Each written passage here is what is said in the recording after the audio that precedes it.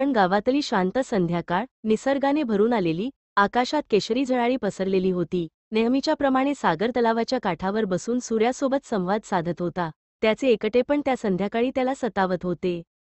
तेव्हाच तिच्या येण्याचा आवाज आला. वाऱ्याच्या झुळकांबरोबर बांगड्यांचा मंजूळ नाद. सागरने मान वळवली आणि तिच्याकडे पाहताच एक क्षण गोठून गेला.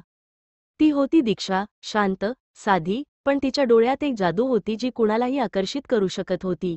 ती पहिल्यांदाच तलावाच्या काठावर आली होती. दोघांचे नजरानजर झाले आणि वेळ थांबल्यासारखा वाटला.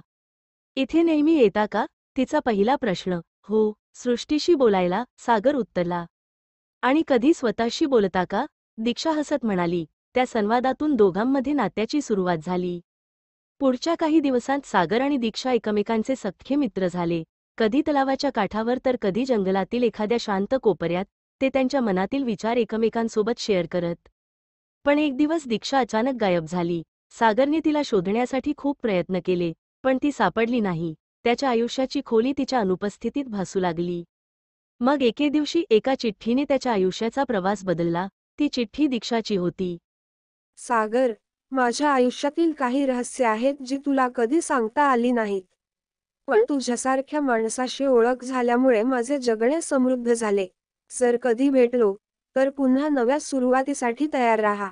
ती चिठ्ठी वाचून सागरला जाणवले की प्रेम फक्त एकमेकांसोबत राहण्यात नसते, तर एकमेकांसाठी अस्तित्वात असण्यात आहे.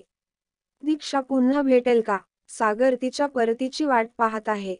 कारण त्याचे प्रेम तिच्या स्मृतींनी जिवंत आहे. तो दिवस त्यांच्या प्रेमकथेचा नवीन अध्याय लिहील.